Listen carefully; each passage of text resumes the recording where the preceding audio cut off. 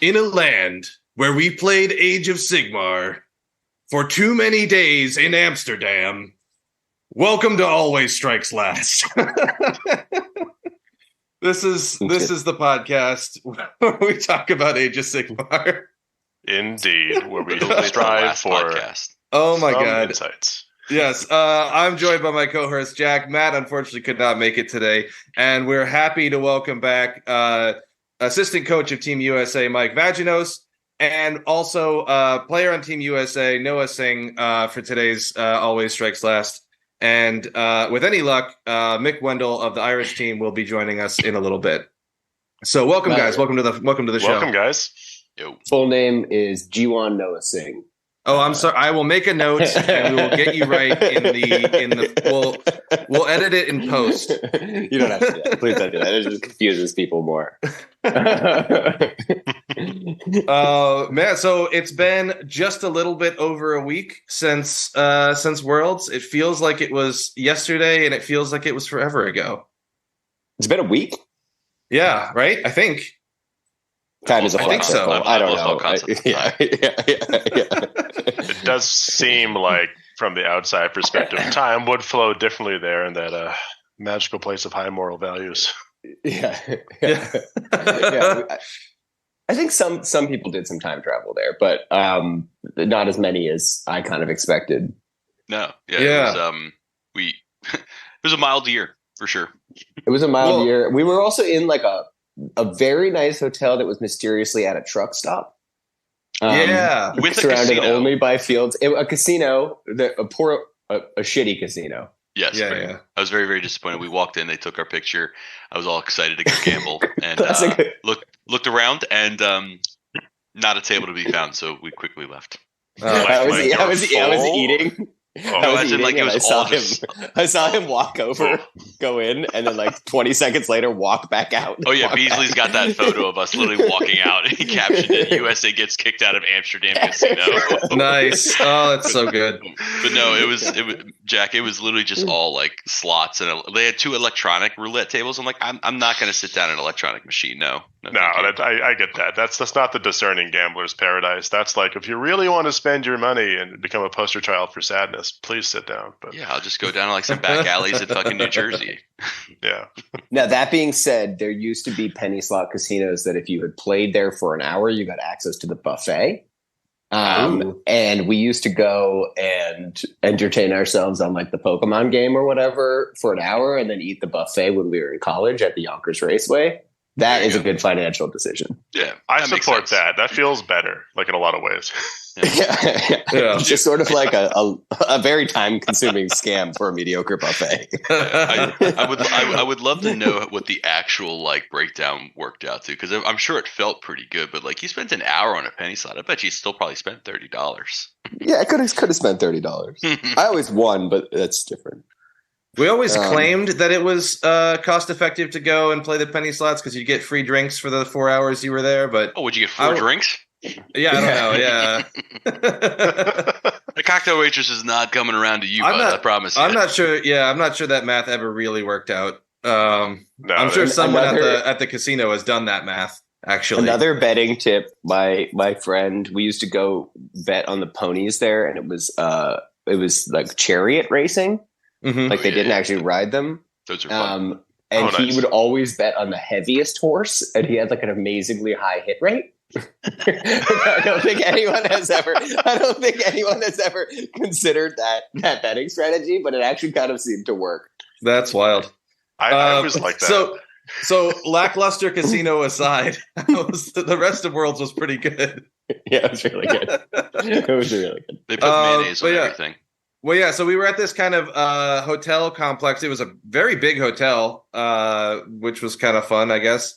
And it was kind of nice, too, that people were sort of sequestered there. It was like a little bit hard to get into town, but that just meant that we were all hanging out the entire time, which was kind of fun in its own way, you know? There was always someone you knew just sort of like posted up in a weird corner near the grab and go beer situation. And you could just kind of like, if you walked through, you had a down moment or whatever, you'd find someone that you'd either played previously or knew to be able to hang out with, which was really, really like pretty excellent. That's fun. So the people aren't getting too distracted by just like the shining lights of Amsterdam and all that. It's just pure wargaming and Euro truckers, which is I was I was definitely ready for a much more raucous event because the night we get there, Richie goes off and meets the Spanish team, right? Because he speaks Spanish. He's from Spain, and he's like, yeah, he's like, I talked to the Spanish captain. Apparently, half of his guys are on mushrooms right now. I'm like, oh, well, this is the event we're doing. I see. And they were pretty locked in. That might have. They did great, right? Yeah, they did fantastic. It was definitely the first or the night before the teams, like the last night of the singles. It felt like we were all down there until 3 a.m. just having a good time, and I'm like, okay, cool. This is gonna set the bar. But man, dude, round one hit that first night. Quiet. Everybody was laser focused in. Dave won. It was like, well, we used up all our thunder early, and just got right out at it. But yeah, so it was great. It was my first Worlds. Noah, was it? You guys have been before. Both Mike and I have been 3 times. Okay. I guess technically I've been to Worlds twice, but then I did ETC before that. Sure, that's just proto Worlds. Yeah, nice. Yeah. Nice. It was in the Serbian hangar, which was I still tell you, it's like my kind of like grandfather of Age of Sigmar was like, back in my day, we went in a hangar where there was no air conditioning, and we had to pick up these words called dinar. We walked up hills both ways. Yeah, get there. That's all Serbia is hills. Nice. You guys are really hotel. the grizzled veterans of the scene. That's awesome. Yeah. Oh man. Well, I had a great time. Did you guys have a good time? Yeah, I loved it. I wanted to come on a podcast and tell you what a terrible time I had. Yeah, right. Yeah. Mike's like, actually, and the negativity out. Yeah. No, someone's got to balance this positivity out. I was way too happy in here. I swear to God. The absolute bitching about Worlds is about to commence. Let's get. But nice. Oh, Mick is joining. Excellent. So we'll have one more. That's exciting. Yeah. So it was my first World. So going in, wasn't really sure what to expect, but had a fantastic time. Played 6 awesome games. One of which was against Noah. That was exciting. So that was really you guys played together. We had a good time. Yeah. First match of the entire event. Awesome. That's the dream. He smashed me good. So that was. Oh, yeah. I told you my narrative for the army before. Yeah, it was. Boingers go was boing? It bong bing or bing bong? I can't. Bing bong. I can't. Yeah. Subtle but important distinction. Yeah, exactly. Or the sequencing matters. Yeah. You bing, then you bong. If you bong bang, you mess up and you lose that game. So yeah. So do we want to go through? Let's go through round by round of the tournament and sort of go. So. Obviously, round 1, we had Team Ireland, Team USA. We've chatted about it before. It was the epic showdown of, I don't know, 2 teams who have been on this podcast, I guess. That's right. Yeah. I got to say, the podcast showdown. Before we jump into all the epic things that happened, as sort of the observer in this one, I was very torn. I didn't know who to root for. I was rooting for you guys because obviously USA and lots of friends in the team. But I was also rooting for Ireland because of Mick and Miles. And I kind of wanted to see like a cool running situation happen where they just shot to the top. Well, spoilers for anybody who's listening, that didn't happen. This is definitely like a Rocky 1 moment. Like Rocky didn't win. You still rooted for him, but he definitely didn't win. Yeah, exactly. Yeah. But I would say Ireland did better this year in the Sigmar. And I think you overcorrected in terms of the partying, but that's okay. We can work on that. Yeah. We'll dial it in. I feel like it's natural to overcorrect a little bit, and then you want to find that sweet spot. But the you guys seem to loosen up after our round 2. Felt like that was a good first round. Knew a lot of the people on both sides, and kind of like really nice to play friends immediately, right? Yeah, no, absolutely. And so Noah, we had our first round. I had my Nurgle versus your Gits. I would love to give this another shot. I don't know that it would go any better for me. yeah. It was in Presence of Idols. I underdropped you. Yep. And knew so that did everybody else, though. So. Your only chance of getting on any points for any turns was to move on to them immediately. I ran up, shocked off your screens, and then piled in and attacked everything. Yep. Which worked pretty well. It did work pretty well. And we didn't have it wasn't super long because board position wise, you did a cool thing with kind of like choosing some units to just like split for the sides because I only have 2 threats and 1 threat was not going to be enough to clear your middle, which was good. That probably could have helped more on differential, but I also won that third round turn prio, which probably took away any chance of squashing it. And I got all my idle points, which was good. It was good. No, you played it well. Definitely, it's a tough mission for me because, like you said, I have to go first and I have to push myself to the middle because it's the only way I'm going to get my points, which lets you just come fight me immediately. I did find over the course of the event, I do have a lot more play into like the Squig Herd style list, but the Bounders are just, they hit like a truck and I cannot handle 2 trucks at once, it turns out. Yeah.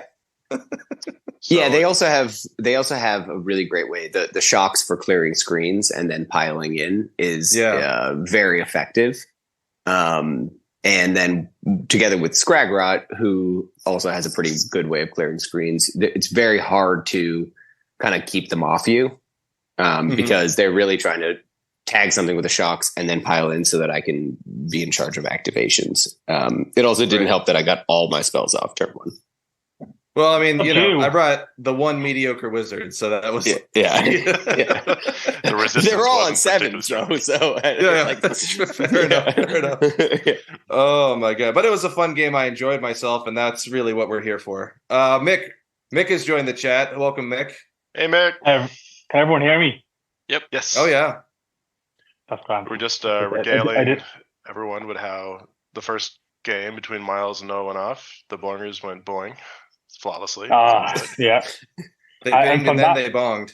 From that moment on, we basically said we're not putting a speed bump for the gift anymore because it's just not big enough. Yeah. That list is also different, right? Because it's so much faster and it hits so much harder than a lot of the Squig Herd ones. You can actually sort of just like mid-engage them and hold them, while the Boingers it's just too much damage. I was having a really good game against, I think, Norway's Gift Army. And no matter what listen, coming from someone who's played Luminous for the past 6-8 months, like I don't really have the ability to complain about anything. But by God, no matter what you did, you were still getting, it was like, nope, not enough. Like, oh look, perfect shotgun with 40 Sentinels, excellent, cool. I get all my squigs back, and another unit, the Gobblepalooza that you killed to the wound, I'm just gonna bring them back as well. It's like, it was infuriating. And what I actually, we didn't have a gift there. My biggest issue playing gift was that I had not any reps against it. So my initial approach to going, this will be grand, I'll just make sure he overextends, I'll shut down his Squig Herd because it's going to be easy, and it'll be fine. But on turn 2, I had so many decisions to make. It took me about 40 minutes to do my turn 2, and I timed out at the start of turn 4. And I had like 14 seconds left. But that was literally the lack of the experience and reps against it. But I just had so many decisions to make, and even though I made the right decisions, I was like, I wish I did this about 2 months ago at least, so I could have at least been prepared and made the decisions ahead of time. But it was eye opening to see how redundant the army, or how much redundancy the army had. And Mick, who did you play in round 1? It was Jeremy, right? Jeremy, yeah. How did that go? What was the highlight? That was a slog of getting through little hairy dwarves. There was just so many. The thing is, he did. I don't know if as a team you guys did something that we didn't think of in round 1, which was actually worry about the alpha beta thing, and that essentially cost that matchup for me. Now I still won, but it still cost the matchup because I won, but not by enough, because he had the 2 overgrowns in the middle, and it was corner deployment. was it Presence of Idols. Yep. So we had the corner deployment, and he had the perfect overgrown in the middle, perfect scenario with the perfect map, and he just hid his entire army. Oh, that was actually going to be Yeah, so Makes like sense. it was, and like that we even learned in that instance was like, right, now the alpha beta is pretty important. We can't use our alpha and beta unless we absolutely need them. Save them for later matches in the preparing. And I suppose getting our ass whooped in round one probably helped us kind of to understand that a bit better, because we don't have a big group of players doing this. So if someone doesn't enforce it, or if someone doesn't shove it down our throat, we just haven't really done it that much. So yeah, I got caught. I thought I was going into a great match there. I was like, this is fine, and it would have been fine if it wasn't for those damn trees. Yeah, that was actually going to be my highlight that I talked about. Was like, I loved that we threw Jeremy at you, because like coming out of the pairings, like I got to watch kind of like everyone's reactions, like who felt good, who felt bad, and it was just like, and it's really kind of funny to watch, because like I literally distinctly remember watching your face, Mick, and he's like, yeah, I feel pretty good, and Jeremy's all like, bless your heart, son. This is going to be a real small win for you, because I'm going to sit on these trees forever. And I remember coming around each time I made my rounds. I was just like, yep, Grimrath's in the trees. Coming back around, still Grimrath's hiding in the trees. Oh, my God. Mike, I wish we could have a snapshot of everybody's faces in these matches, like what the confidence level, like poker face wise, is going into these matches versus the outcomes. That would be really fun to see. Yeah, and that's kind of one thing too, like, because I like being in that nice like kind of coaching role with Sean. Like we got to see the forest instead of the trees, which was nice. We got to see all the moving parts going. And there was a lot of rounds we came out of it where like our players are looking confident, their players are looking confident, and we and Sean just looked at each other like, well, somebody's got to be wrong. Like not everyone's going to get not everyone's going to be right here. So that was me. That was me against Denmark Lubinas. Yeah, I feel like there was a lot of moments, especially because I was feeling having the no assistant or no coaches, no non-playing coaches, because half the time, at least for me, I'm looking up at a moment in my match and scanning the faces of all of my teammates, being like, ooh, yeah, yeah. Like, oh, Mick looks like he's having a fucking time over there. That's not great. Or like, like Richie. This is like Richie's 8th smoke break of this turn. So like, that can't be good. Or it's great. I don't know. Actually, I don't know if that's good or bad. It could be good, or it could be out there like Ben Affleck in that meme. Yeah, exactly. I had someone come over to me and ask me, oh, it's going well then. I was like, no, I'm getting smashed here. And it's like, then why do you have a smile on your face? Go play a Warhammer, the sun is shining. So I was like, what's there not to like? What's there not to complain about? I traveled halfway across the world to go play War Dollies with new friends. Exactly. Absolutely. Noah speaks my language. I might want to smash people, but at the same time, this community's been built on the fact that we have branched out over a year. We've connected with people, and 10 years later, I'm still talking to people that I live 1,000 miles from. You know what I mean? And that's huge. And Worlds is literally the epitome of that. Of like, it's not. I did not see 50, 60 strangers at the weekend, 200 strangers the weekend. Half the people I recognise, remembered, have close relationships with, even though it's only over abusing each other on Twitter. So my favorite part is like we've all like adopted this like wrestling motif of like we can trash talk on Twitter but in just good fun. It's like the best.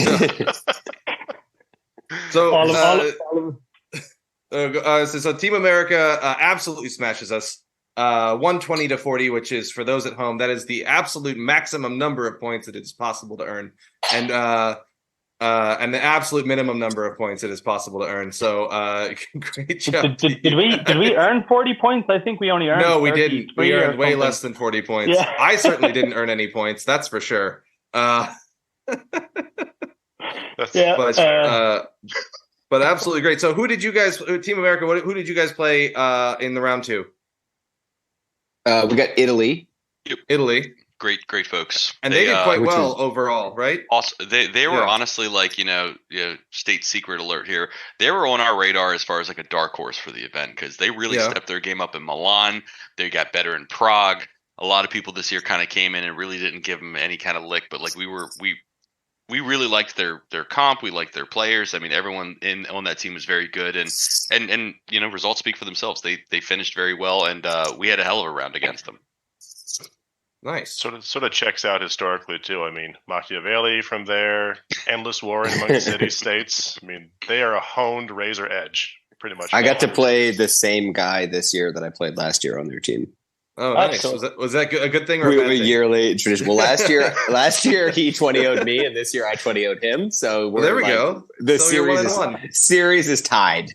This was also kind of a weird round too. This was the I think everybody's air quote like not favorite stack because it has all the weird missions in it. So you kind of come into this one, no one's happy, no one's figuring things out, and you kind of like take your game plan and put it on its head. So this was also the round that we got to play on stream. So for anybody interested in checking out some of those games, they were a lot of fun ones to watch. Oh, on the TSN, right. Yeah, absolutely. So, Jack, this is the round where you have both Dwellers Below and Twists and Turns. Yes. So, so this is the round. Below. Don't remind me. Get that fantasy battle stuff out of here. Yeah. We're lurking. We're not dwelling. We're not happy. We're down here. I see. But so both those missions can go tits up in either direction, and so it's a 40-point swing waiting to happen when you least expect it. So it's really hard to have any amount of confidence until everything's over in terms of how things are going. Mick, we did okay. I think we beat Austria. I think that was that was 85-75 to us. Yeah. Okay. Yeah. It was pretty close. That was my highest scoring game of the whole. Oh yeah, weekend. you came out swinging in that one. 17 points was it? I was. Yeah. I mean, I had a pent up rage from getting destroyed by Git so hard, and I just took it out on this poor Fire Slayers player. Oh, okay. Yeah. Okay. I think the secret to my success though was that he's really a Seraphon player who got told he needed to play Fire Slayers. Right. And and I think the Nurgle match into Fire Slayers, we both want to do the same thing, and I just do it a little bit better than they do. If we're both trying to play the same game, if we're playing, if he's playing Fire Slayers like Jeremy does to try and play a different game from me, then it's a much more, But if we're both just trying to do the same thing, I just do that better than he does. Yeah, two speedsters racing around the table there. Exactly. Yeah. Exactly. Those 10 Blight Kings, man. Yeah. Mick, who did you have in that? I'm just trying to remember because I knew you were going to ask me that. What did I play? That Seraphon player? No, there was no Seraphon couldn't player. have been. Only Gavin. Only Seraphon at that event. Yep. Was he the only Seraphon? That's right. Yeah.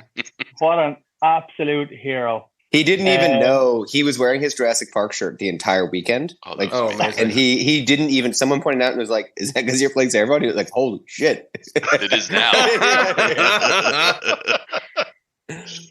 Oh my god, that's great. Well, while Mick tries to remember what he played, I Mike, played against a guy called Junior. So whoever that was, I'll have to find out. I can't remember my second game. I wasn't even drinking on the first 2 days. I have no excuse. It's just a big haze. Yeah. It's probably the the world problem. does, man. It's like it's such a surreal weekend, or a week for a lot of folks. So. Oh yeah. Yeah, it really was. Like I was wrecked at the end of day one because it was all. I didn't stretch. Do you know what I mean? Yeah. I didn't have we should have played a game the day before or something like that, but we didn't stretch.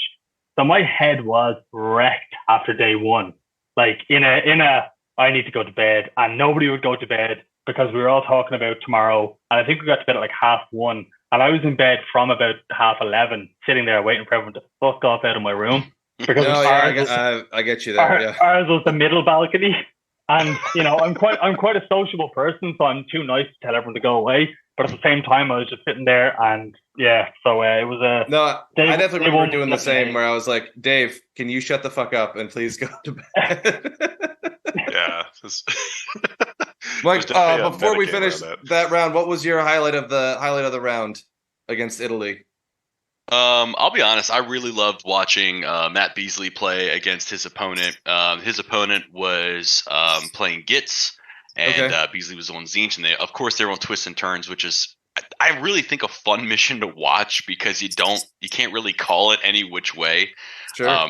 But my favorite part and distinct memory on the stream is listening to Beasley call his shots because he's just having fun and just like trying to be a little cocky with it. But it just turns out right every single time. So like Matt Beastly, as we called him, was like, nice. yeah, this objective's going to turn on for me. Boom, nailed it. It's going to turn off for you. Boom, sorry about your luck. He's my God. Didn't have to kill much squig herd at all.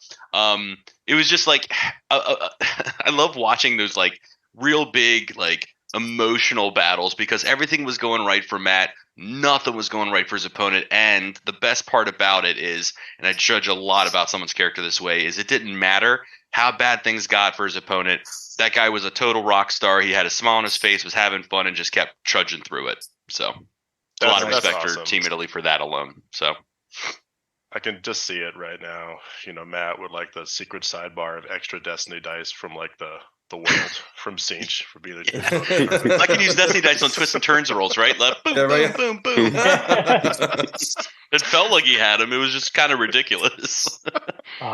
Oh man. So going into day 2, we were not as rested as maybe we had all hoped. How about you? You guys had a nice early bedtime though, if I remember right. I think a lot of us saw that we had Denmark in the morning. Some people were like, all right, let's have a chat. Let's have an early night. And then Noah's famous last words, some of us, I think, took that. And I personally stayed up a lot and was being quite sociable. There you go. But I also knew I didn't have to roll dice in the morning. So fair enough. Yeah. Yes, you were meant to be leading by example, Michael. That's right. Yeah. Do as I say, not as I do, boys. Get in the fucking bed. We had a plan for Mike, which was some of the countries will bring a bottle of liquor and try to get your team to drink it at the beginning of it. And Mike was like, "I got you guys." Nice. I will jump on the grenade for you. On this grenade. I got you. That might not be useful next round, but I may need a nap. But, that's awesome. Luckily, we had Denmark, and those guys are straight laced during every game. So it's the most pleasant round. They're the hardest round and the most pleasant round. I think that the 2 times that I once as a coach as well, so 3 we've played them has been like they are their way of playing Warhammer. And I liked when he gave a speech when they won and lectured everyone about playing Warhammer their way. That was very funny to me. But he like the they're just so clean, such intent, and just playing so hard. Their clock management is on lock. They have little printouts. They have people bringing them snacks. They have it just was like they were like a machine to play against. Slow down, Noah. Slow down. Hold on. What did you say there? Mixed taking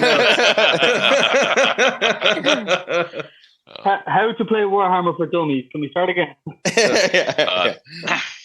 Live in Denmark. Yeah. Go make friends with Yannick and Rune, and go play Warhammer every day, all day.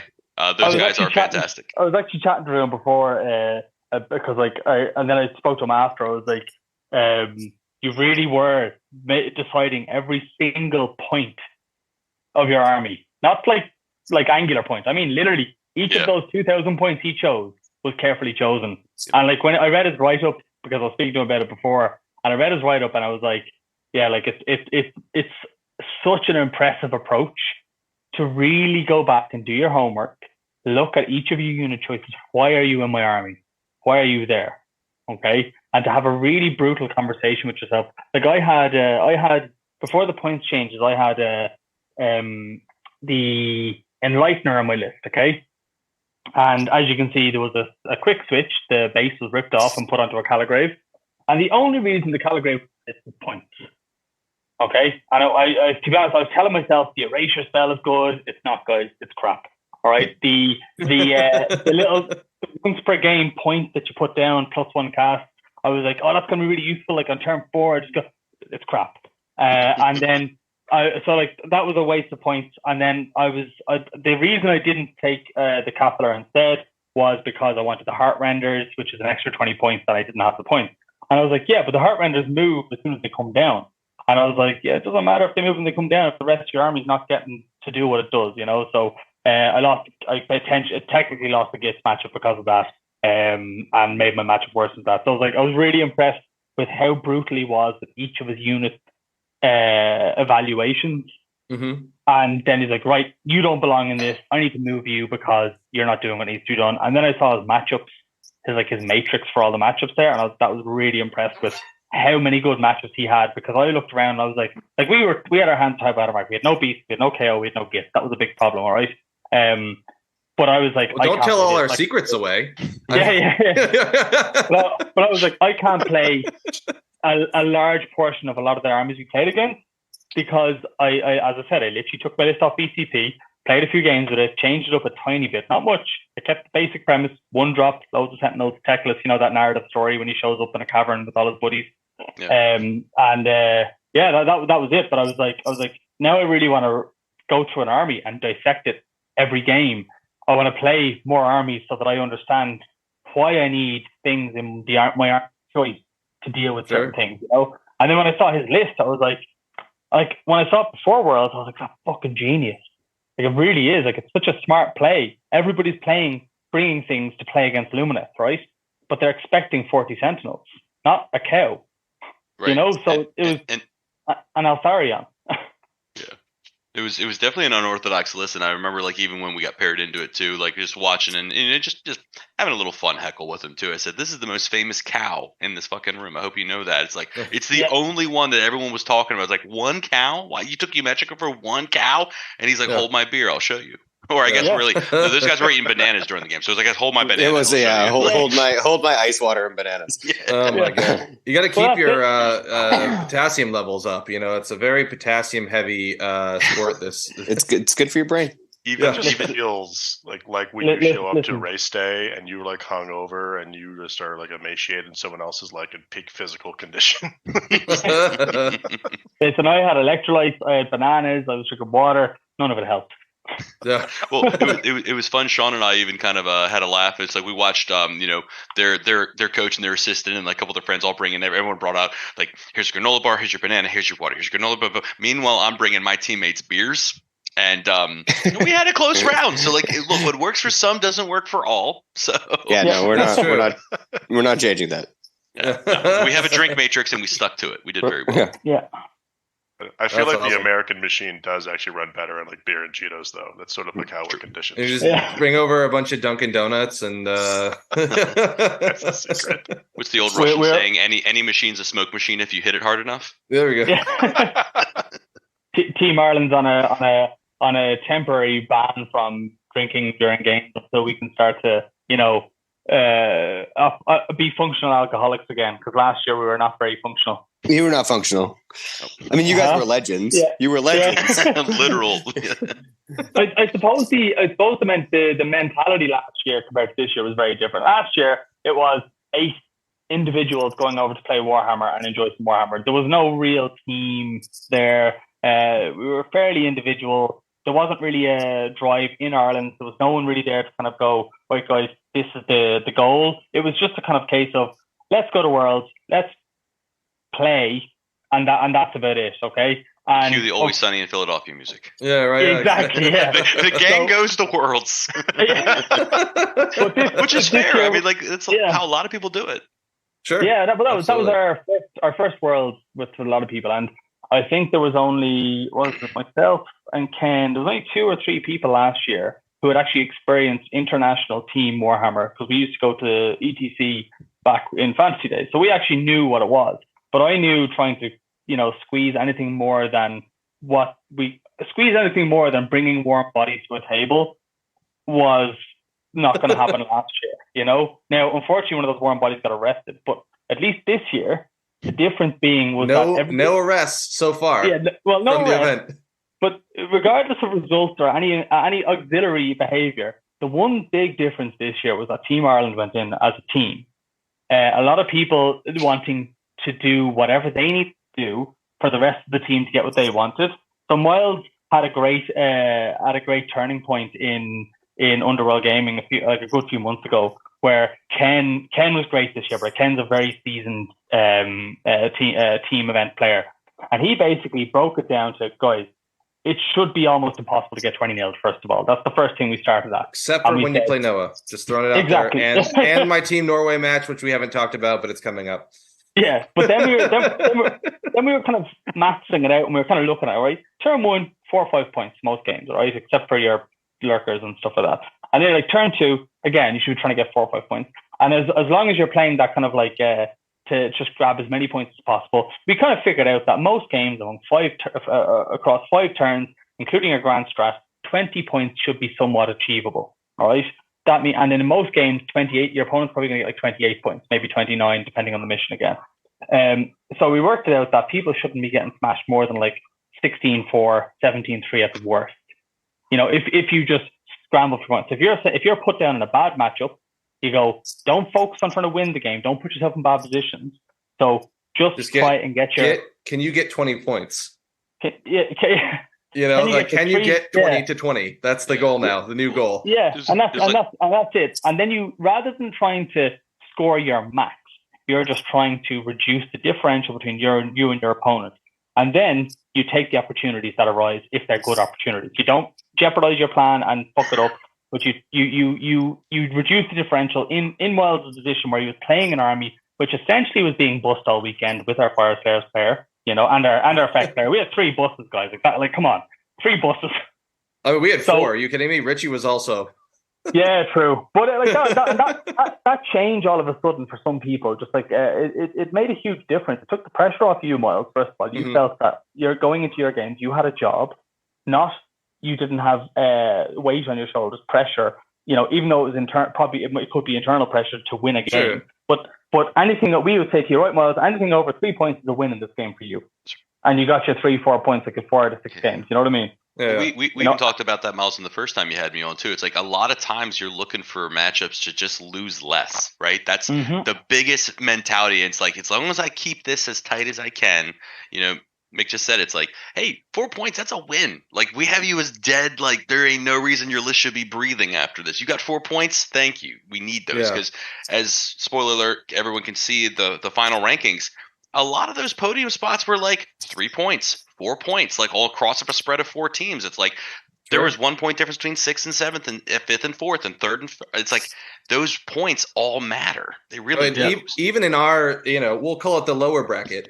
Down where our, you know, the points spread between the teams that we're in the neighborhood of are also still, you know, 4 or 5 points up and down. So it was really anyone's game down there. You know, a very competitive game down. That's definitely a misconception that I know a couple of our friends on Team Canada, you know, they're trying to psych themselves up. They're like, oh, you know, we're going to be fine. We're going to be good. We're going to kick ass. And I tried telling a lot of folks, you know, especially the newer, you know, this is their first Worlds. I said, guys, this Worlds event is going to be the best and worst thing that ever happened to you. First off, these are going to be the 6 best, toughest games with the friendliest people you're ever going to have all year. And you're then going to have to go back to GTs and play normal hammer. Yeah, because like tell me not every single game you were playing that weekend didn't feel like you're playing for the finals at a GT. Everybody was playing that high caliber play. Yep. So, talking a little bit about keeping the ball moving. Talking about Mick, we had our first matchup on the second day was Norway. Yep, that was against Gits for me. There you go. This is the one that you notoriously timed out on. We've talked about that, which was frustrating. I know. I definitely had a few moments myself where I was watching the clock really hard, but I went into Slaves to Darkness, double 12 Varangard, Be'lakor, and nothing else. He had other stuff, but like, who even knows what it was? And I learned that 12 Varangard right to my face is in fact too many Varangard right to my face. As a fellow Nurgle player, I would have told you that is too many Varangard for you to handle. I do think, you know, and it was an important lesson in some positioning. I was a little bit farther forward than I should have been. This was on, I think, Positions of Power, which is a mission that I usually do pretty good on because I've got a few deep striking elements, a few flanking elements. The flies are really good at grabbing those, and I can summon a GC onto one of those side missions. And I made him work for it. You know, he 20-0'd me, but I was like, you know, literally every turn I was putting pressure on objectives. I was making him come back and fight me. You know, I was grabbing things out from under him. I was scoring points, and it just wasn't enough in the end. It was a great game. Fellow from by the name of Danny. Yeah. I'm literally just going through my Twitter feed. This is how I'm remembering. This is the quality of note taking and journalistic integrity that we have that our listeners have really come to expect. Nice. So as not to leave my round 2 opponent from Austria. His name is Florian, and he played Be'lakor Slaves as well. And that was my first game. And the poor guy failed his 3+ on Techless 4 phases in a row. He didn't bother rolling shooting, so it wasn't right. But hero movement in the 2 turns, he failed everything. Oh, that's never brutal. works, man. I hate taking that guy.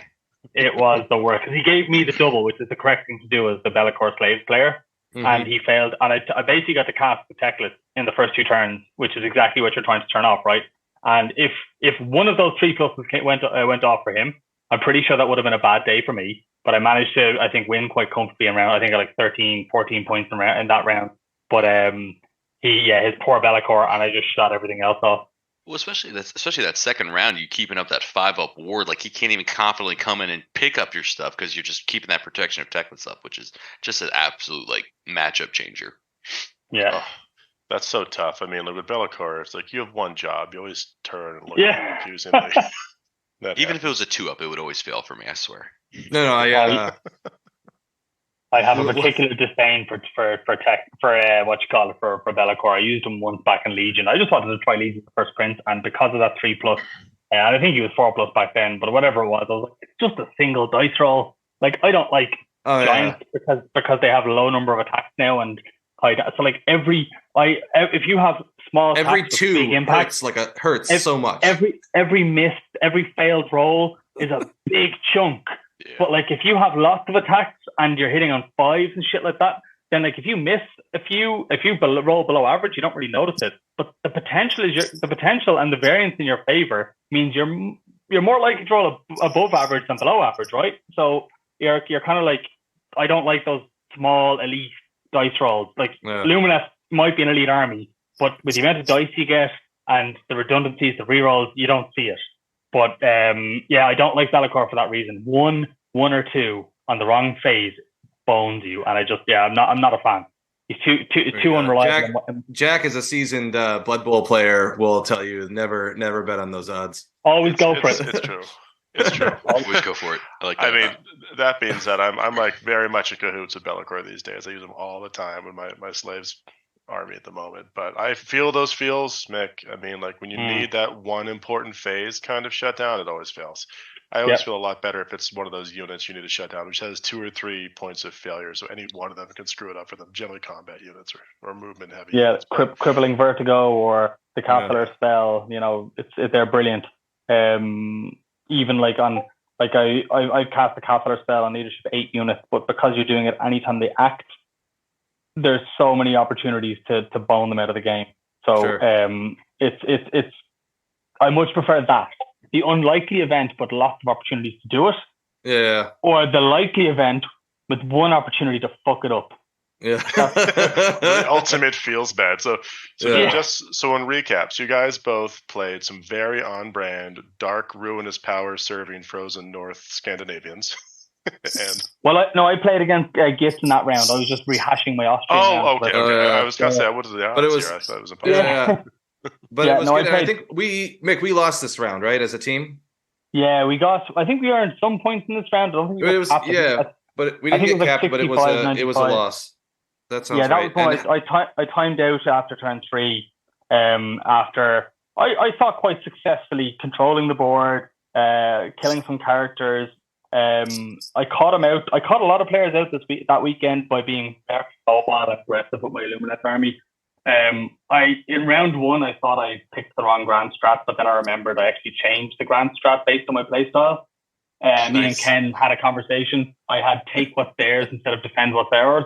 Yeah. And I realized why I did it in the end is because I teleport all over the board. Like, I am in 4 corners of the board by the end of the game. All of my opponents said at the end, they were like, I wasn't expecting that. I wasn't expecting it to be my back lines, sacrificing units of sentinels just to bait me out or to split me apart. And that was this game, teleporting everywhere, double moving everywhere. And then all of a sudden he's like, okay, well, I've only got 1 unit of boundaries. They might be fast, but if I go after any one of your targets right now, they're not going to be fast next turn. And they're going to be out of any range. command abilities and this, that, and the other.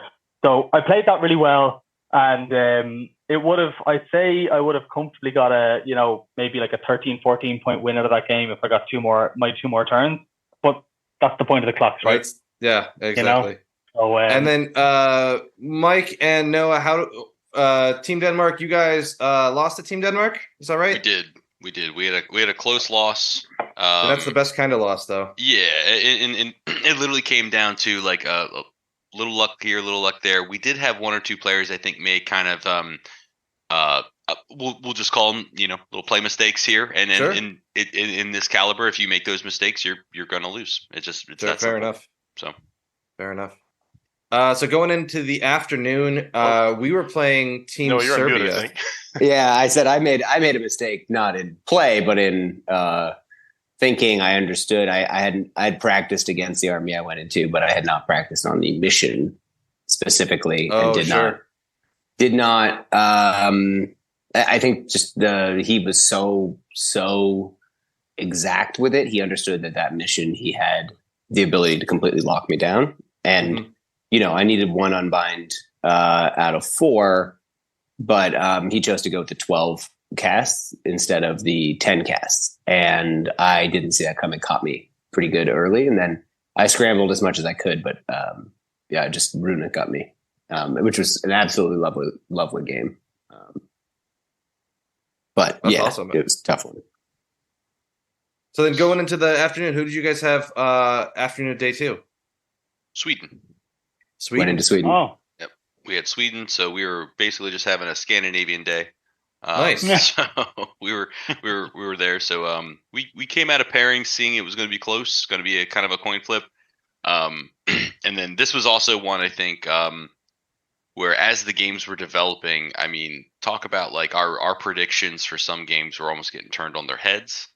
So like we really kind of looked back after J2 coming out of that to say, hey, what did we do wrong? Because nothing feels worse when you see a green go red or a red go green. You're like, oh yeah, kind of second guessing our input here. So, but again, the Sweden team, again, great players, good games. This was also a very, very close round. Kind of came down to a couple things here and there.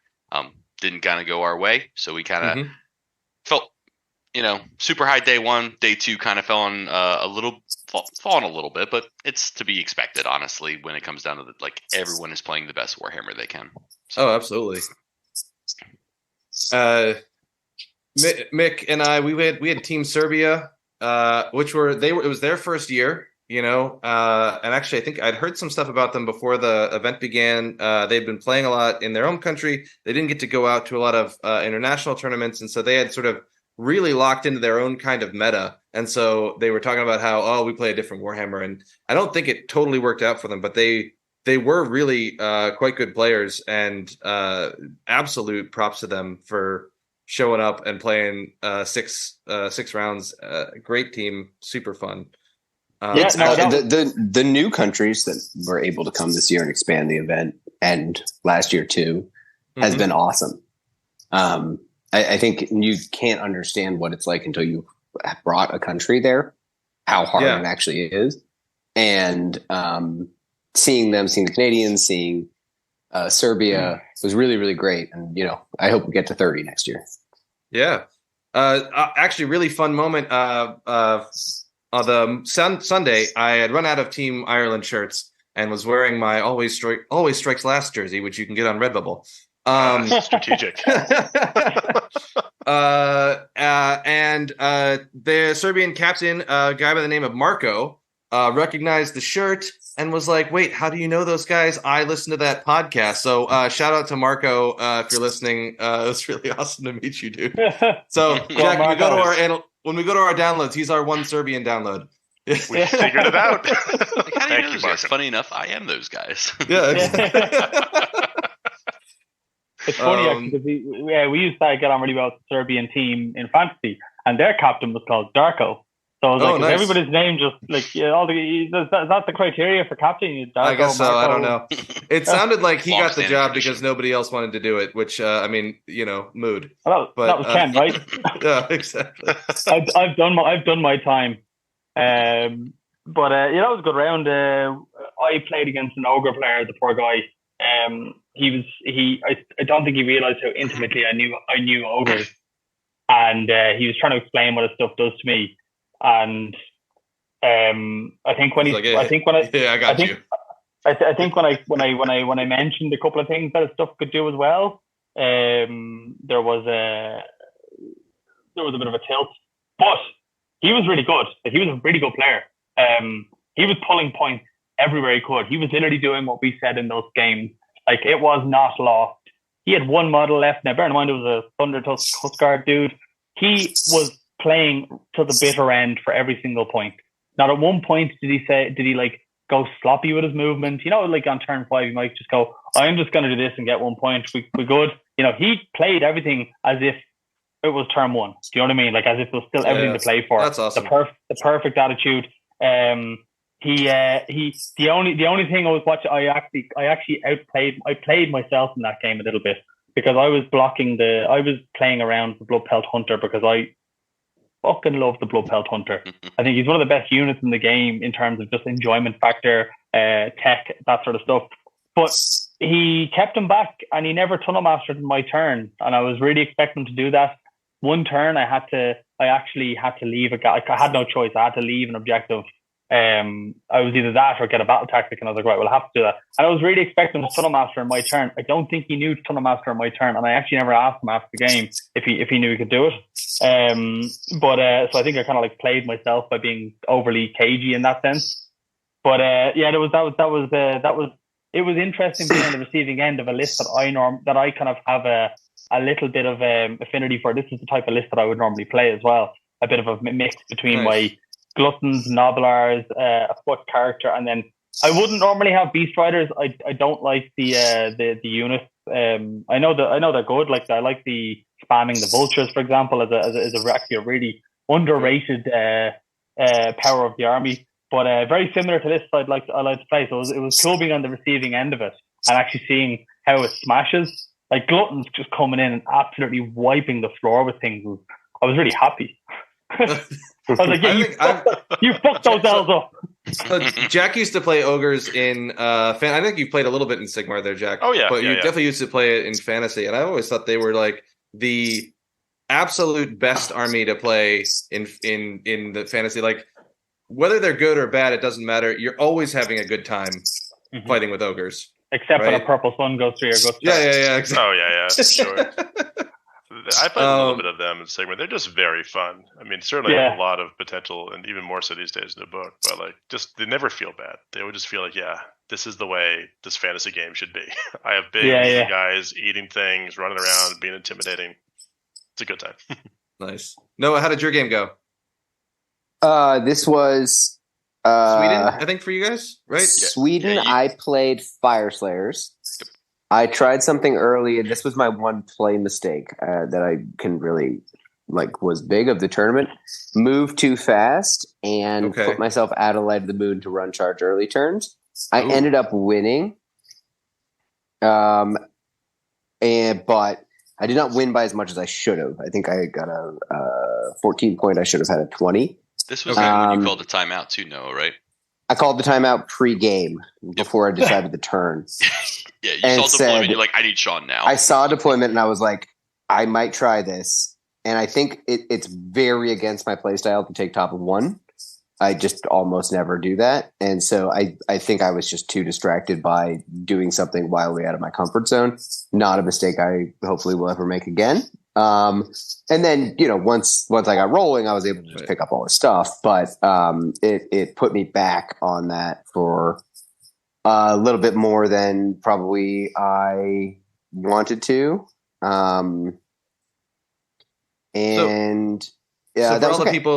all the people listening back home in the US who are hoping to take you down at the next GT, make Noah take top of 1, I guess, is the secret. Don't enjoy it. I like to deploy in such a way that being forced to take top of 1 is a big problem for the opponent, but I also really, really never want to do it. I like to play aggressive armies very conservatively. Give him something big and shiny to attack on turn 1, basically. Hey, you can have my tech list next time, Noah. I never want to see him again. It's funny. It's funny you said that, Noah, about the taking turn one and being out of range. After the first time I played, was the first GIS game I played, or it might have been just after analyzing the army a little bit better. I realized that outside of having the Castler and crippling Vertigo to shut down the two Squig offensive units, my tactic against Squigs at that point was to let them overextend. Because even if they moved as a castle forward, they're moving further away from the stone. The stone helps protect the little characters and stuff like that from the searing white light from the portal. So like even having that there.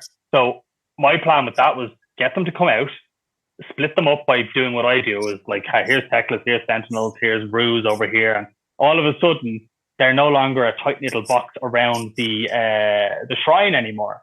So that was my attempt. My attempt to after, but I never got to play against Gits after my round 3, so it didn't really matter. But good to see that it's probably now the Lumineth army went straight in the bin. So like you're never going to play that shit again.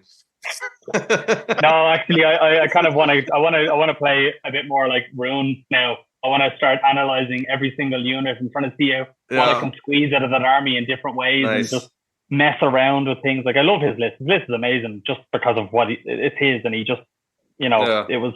But I want to do some. But I'm actually probably going to do it with some fluffy army like Cards and Overlords maybe. There we go. Just a good old fun time. Yeah. So I think so. My game against Marco, he had Beast of Chaos, and this was battle lines drawn. So it's that one where it's table quarters. So like this is an instant loss for me. This is an instant loss for most people against Beasts, just because they have the one thing that's incredibly good, which is units of 10 guys that can teleport wherever you want into corners to grab table quarter objectives super easily. But I do think I got 3 points off of him. Somebody, Marco, if you're listening, please correct me if I got that wrong. But yeah, it was good. He played an excellent game, and not to pat myself in the back too much, but he was like, "How are you this calm?" Yeah, he's like, "I'm smashing you." And I was like, "Look, dude, you are not smashing me nearly as hard as I have been smashed already today." Like, that's my trick. I'm always getting smashed. Exactly right. I just love the idea that you've embraced Nurgle's unreal pain threshold, and this is going to psych everyone out. Oh, this is fine. We're just playing a game. I'm supposed to lose. It's okay. But yeah, absolutely great round. And I feel like that was a really good turning point for me, I think, for the whole event. After that, I felt like I really had the army locked in a way that I hadn't up until that point. And so going into day 3, we played the Canadians first round, which was not a great round for us as a team, but it was a great round for me personally. And so I call it a win. Real selfish round for you. Yeah, exactly. Right, this is again, we're reprising the twists and turns, lurkers below round, right? Yeah. So again, we have that 40-point swing up in the air. I think we put Richie on lurkers below a second time. I don't know why we thought that was a good idea. Can't remember what we did with Richie now. I'm pretty sure we did. We were like, Richie, do you want a second shot at this? He's like, yeah, we did, and the point was that he learned it, he got smashed in it, and knew how to play it again. Yeah. No, he did quite well. I think he lost basically on a 4-up. Yeah, the first lurkers below, he moved off his home objective, and he didn't take the middle objective, and he left a gap for a Zinch wizard to summon 10 blue horrors and take the objective and win the game. So that's he got caught out on that mission because he hadn't really played it much, and again, like half of our players were fairly inexperienced anyway. So he didn't see that. So the mission, the matchup, it all just came down in the house cards. But the second one, he played amazingly, and he lost the last round on a priority in his favor. So he basically got to the end of the game. It was going to be a 15-5 because he was going to win. The other guy was going to win on either battle tactics or the grand strategy. I'm pretty sure that was the way it was going to go, or at least that was the worst score which he was going to get. And then the guy took his time out. He went for it on turn 4 for the double because he wasn't going to lose, he realized. So he went for it on turn 4 for the double, got the double, and then took the objective off him on turn 4. If Richie had a turn, he could have remobilized into the right position, and it would have been impossible for him to take it. So no, fair play to Richie for that. He really, 100%, he really held on, and that was right to the wire as well. Like 10 minutes left in the game, and that was nice. It was very well played. I was standing beside him, watched the whole game for as much as I could. I had a really excellent game against Gloomspite. I learned so much getting smashed by Noah. I played against Carl Ong. Yeah. Barrel. Barrel, yes, exactly. What an Got him in awesome the morning, dude. He so and he I might not have were evolved the Barrel yet. Yeah. We had such a fun game. We were just making stupid little jokes and like having a great old time. Whoa. Was that a joke at his height? Little joke? No.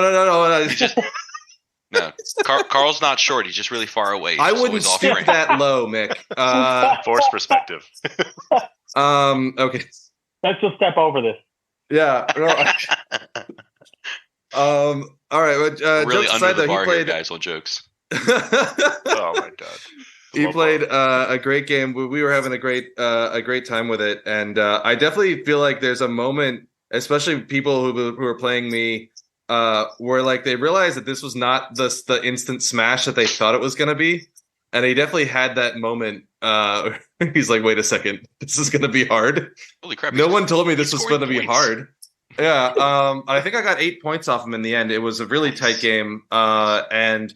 I mean, everything was going my way. I got the Nurgle weather that I wanted. It was it was one of those missions where it was. This was it. It was Nidus Paths, right? And he deployed with a big gap right behind his shrine, and I just put Bloab in my corner, being like, "All right, if you don't take the first turn right now on the turn where you can't pile in." I'm gonna move Blow Up to your thing and roundhouse kick your shrine. He's coming. Yeah, so like you get to make this call. Yeah. So he took the first turn, he shored up his Nidus Path, and then but it was that kind of thing where I could basically minimally engage with the squig units for 2 turns and whittle them down. And then I think he just couldn't get them summoned back, and I was doing good disease points to all the little heroes. I killed a bunch of heroes through disease points plus 3 turns. Nice. But yeah, really good game. Noah, how was your game? The next one, I'm sorry, boys. I'll be right back. I just jumped in an elevator. Oh man. Noah, a man of going places. I'll talk about my game while there you go. The elevator. I actually had the most intense 2-turn game of my life. It was 2 turns. It was lurkers below, and it was my techless sentinels versus non-Be'lakor Varangard. It was 12 Varangard, 6/3/3, and 10 Chaos Knights. And it was very, very cagey for the whole game. Like literally, both of us, every single movement was model by model. It wasn't like let's move the first model and follow up with everybody else. It was literally model by model, measure this, measure that, and it was so cagey. The two of us we started off straight away going, "This is going to be tight. Yeah. It's lurkers. You're trying to break my castle. I'm trying to stop you from getting here." And we started off by saying like, all right, so the usual, dice are flat, state every intent, measure before we do things, and then we know at least if something gets knocked. Everything. We had that great conversation. His name is Oliver, really nice guy, and lovely guy. And then it came into turn. I think it was going quite well. It was going quite okay for both of us. Nothing major was happening. Things he was losing as expected. Like there was nothing, no big surprises. And it came to turn, I think it was turn 3. End of turn 2. And he had the double in. So I gave him the double of 1-2. I won the priority, which was a big one because he would have given it to me, and that would have been a big problem for me. So I gave him the priority, and at the end of in my turn, I had to make a choice. I had to go, all right, I'm either going to go and sacrifice my wardens and my kangaroos, and potentially my harpies. So I could sacrifice all 3 of these to protect myself against him getting the next turn. But then the downside is I have 1 turn to do enough damage because if I don't get the double, that's a big problem. If he comes into me and he just has Vanguard to smash into my Sentinels, there's nothing I can do. He's going to kill all the Sentinels. The other option was it was completely slow down and stop command points being used on the Knights, which were sitting miles back in the middle of the board, and behind them were his 6 Vanguard. So the plan, I said, all right, I'll do that. I got all my spells off, moved right back, gave him absolutely no charges except for the screen of wardens that were near my objective. He needed a 6 followed by an 11-inch charge for his Chaos Knights, a 6 on the run roll because he couldn't auto run it, and they were half moved from the overwhelming heat spell. So I had those 2 cast on them. So he needed a 6 for his run roll, followed by an 11, or a 5 on his run roll and a 12. So it was a fairly miserable chance for him. The Vanguard, because they were sitting behind the Chaos Knight, were another 4 or 5 inches back. So he only had 2 CPs, which meant he was either going to auto run 6 and have no rerollable charges, or roll the dice and have a rerollable charge. He used the 6 and went 16 inches, okay? But he was still about 10 inches away from a charge. So he had these 2, and his battle tactics for this round was charge of 3 units. So he had he did have his Corvus Cabal, and he had his other unit of 3 Vanguards, which is only 1 was left in my area. And he made all his charges. Okay, so he made them all in. So my risk mitigating 1 in 150 chance of it going wrong went wrong, and he won the game that round. He basically, I was just waiting for him to. I knew he'd won if he did all the movements properly. Sure. And the only thing I was hoping for at this stage is he might make a mistake and he might allow me to pile in such a way that he can't get onto the objective. I've got a turn to basically shotgun him with Sentinels and maybe get a double and do something about it. But he did everything perfectly. Really meticulous movement, and we basically shook hands while he was doing the pile-in that won him the game. So that was literally, as I said, it was 2.5 turns, and it was brutal. That took us nearly the full 3 hours.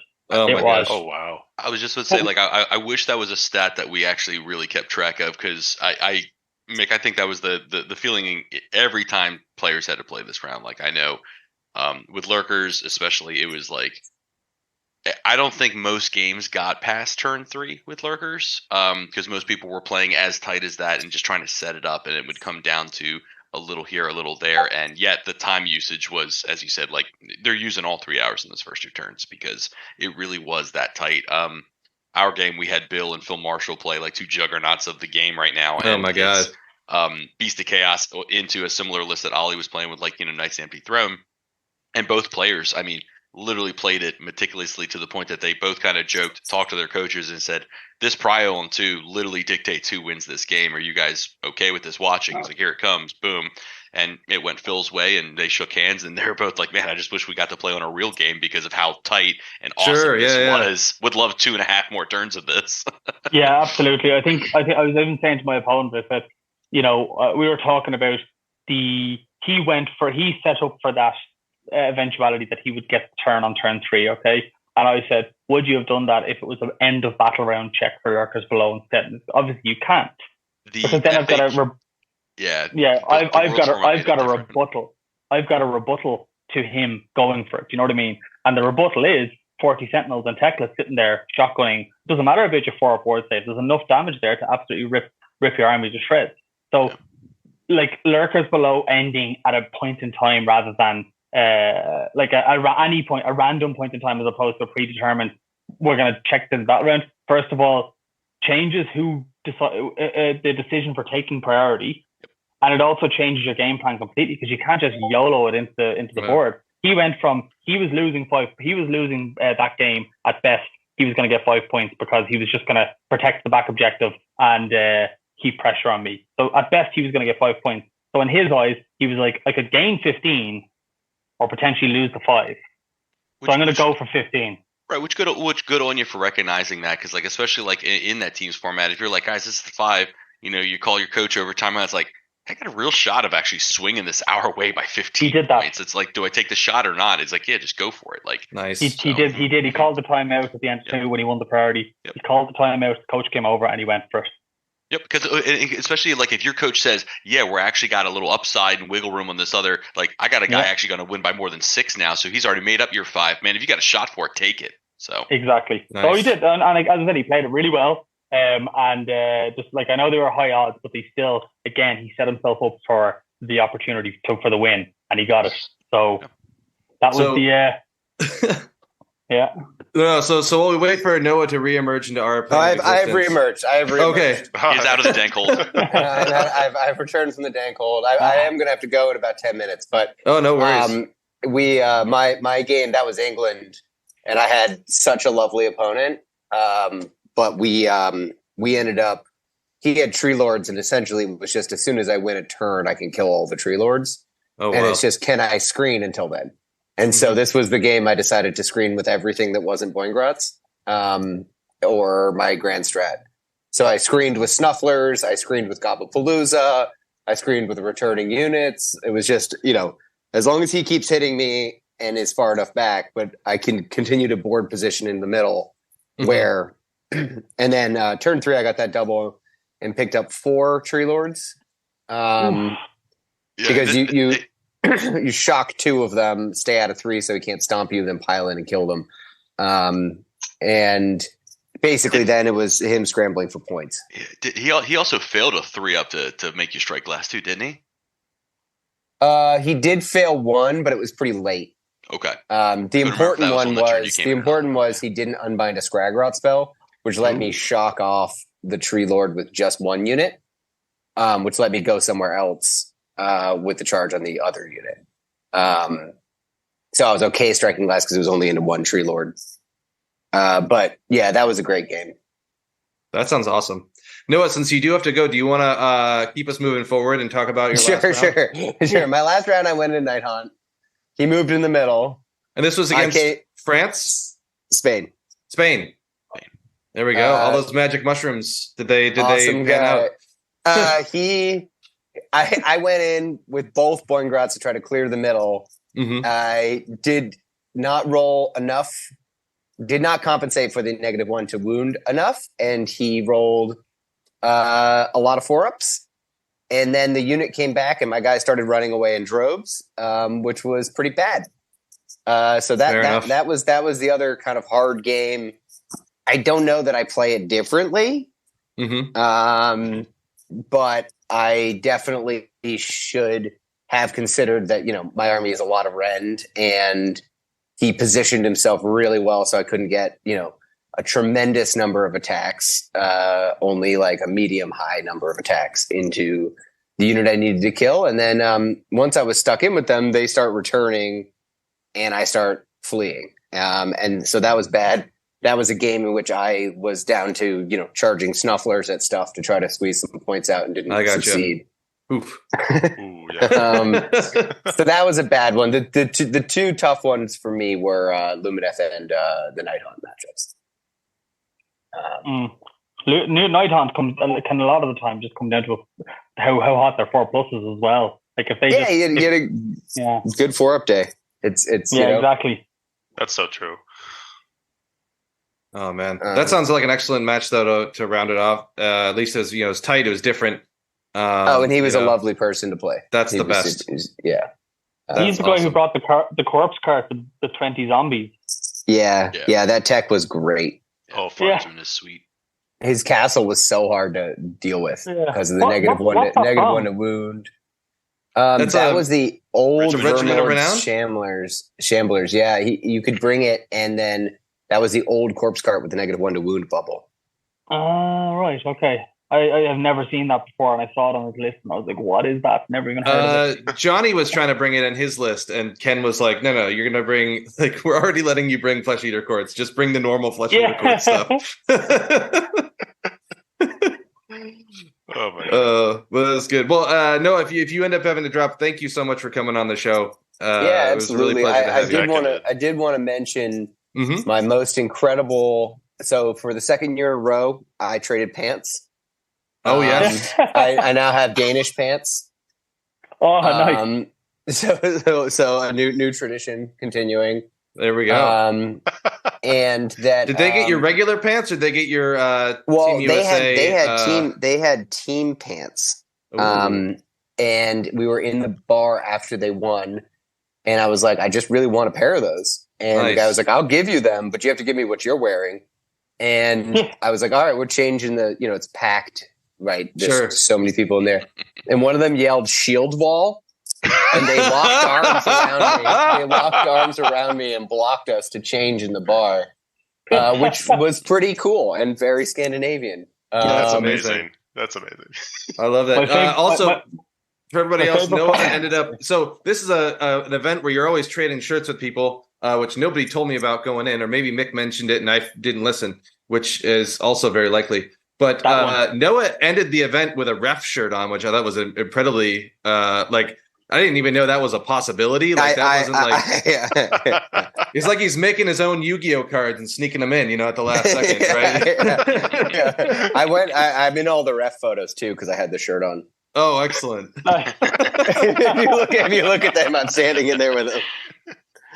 One of my favorite photos from the event was actually with you, Noah. It was the one we were having a very serious conversation. I was wearing my away Ireland jersey, which was me topless with Ireland written on my chest. Yeah. I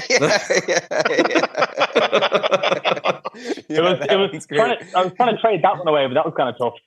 Yeah, that's a tough one to get off, really. Yeah, things got intense quick. I was just trying to rubbing the Irish crest onto someone else's chest was a bit awkward. Mick, real quick, how was your last game? We played Czech Republic. So the last game, all right. So this was pretty big for all of us because we kind of had that like Friday Night Lights moment. Coach was sitting there in the locker room. Heads were a little bit low after getting dumpstered by Canada, and we were all like, this is the dream is coming to an end. The not coming last come to an end. And I made a very strong point to make sure that people were not going in thinking that the rest of the team were looking at them going, pull your weight. So we had a little bit of a pep talk going in at that lunch. We said, guys, well done so far. And it was just like, don't worry about getting smashed by Canada. Don't worry about winning this last round. The only thing we ask you is don't drop the head for the last round. Try your best. If it doesn't work out, don't worry about it. We can only ask you to do your best, sort of thing. It was very important that people didn't feel the pressure going into the last round of, maybe that one person might feel like getting 20-0 is the reason why we lost or something like that. And it's happened before where people get smashed and it's like, that's my fault. And it's not. There's 8 players in the team. Losing is nobody's fault. Losing is part of the game, and that just happens, okay? There's a difference if you don't apply yourself or if you're not part of the team, as in showing the team mentality and this sort of thing. But all I said was, well done so far. We've smashed our goals out of the park, even if we don't get the primary, don't come last goal. So we all went in. Pairings went quite well. I think we had 5 good pairings, or 4 and kind of 1/10 of a little bit, but we were fairly happy enough with the pairings. My last round was against Cruel Boys, and I literally said, you know what, I actually don't know what the army does well enough to be confident that I can smash it. So I said, because I can't see them, like with anything outside of 12 inches, I'm just going to say I'm not going to get many points out of that game. I said, even if it's a win, I think it's going to be a narrow win. And my Cruel Boys opponent was amazing, Pavel. We had the most loose game of Worlds ever. Like, as in, we were rushing around. We were both doing lots in the moving phase, hero phase. We were throwing our stuff around. We were like, oh, crap, this was meant to go here. And the thing is, we were stating intent as well, like, this is going to happen here. The two of us would be forgetting to move things. But it was great. Like, it was no messing. There was no bad feelings. But I really felt like that he had game against me because he played a lot of Lumineth. Now, again, the different play style of me jumping out of my deployment zone and leaving, like, sacrificing my casters or sacrifice. I don't mind sacrificing either the 20 Sentinels on turn 3 or 4. You know what I mean? Like, was unexpected to him. Now, it wasn't a massive win. I think it was like 14 points, maybe 15 points. I think I can't remember exactly, but it wasn't easy. It wasn't auto, and there was a couple of key rolls. Like, for example, he rolled a 1 for his battle shock test for a single Hobgrot, okay, which caused him to score an extra 4 points over the points of the game, because it allowed him 2 turns in a row to get 1, 2, and more. So the 2 and more was the on the single Hobgrot. Nice. That's an MVP Hobgrot. That's that awesome. Hobgrot's getting the promotion. I literally killed. I think I killed there was like 4 in the unit. I killed 3, and the only way he was going to survive is if he rolled a 1. I had no more firepower anyway, so I said I'll just let him have it. He rolled a 1. I was like, ah. So that was scoring more points from. So it actually put pressure on me. And then I failed my battle tactic, not knowing what the in turn 5, not knowing what the random dude on foot does. And it turned out that he ended up having a 2-up. I basically said I'm going to go, this one's mine, because it was the most reliable battle tactic I could do at the end of the game. It was either that or have 2 spells on the board, and because he gets to choose the heroic action before after, I didn't want him to dispel my spell portal that was on the board. So I said, I'll go for this one's mine because it's more guaranteed. Teclis is a big chunky boy. He's not exactly a slouch. Absolutely. So I went from I didn't shoot at him with the steering light for fear of rolling a 6 and auto failing my battle tactic, because it has to be attacked. Sure. So I threw my gaze at him, which is -3 rend. Rolled a 1 to wound, classic.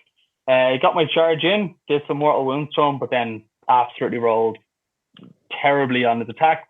He passed enough saves anyway, and it was just like, okay, well, that was it. So I was like, this guy actually made it way closer in the end because he just played the army really well. The 2 lizards jumping around, they were doing tons of mortals. Like, each one of them basically took out a unit of 20 sentinels on their own. And because of a little bit of below average on him and a little bit above average on me on my 5-up, I had like 1 or 2 left at the end of each of those combats. One of them, there was 1 sentinel left, and I rallied it back to 15 by the end of the game. So like it was actually a much like it showed that to me that Cruel Boys actually has a bit of game.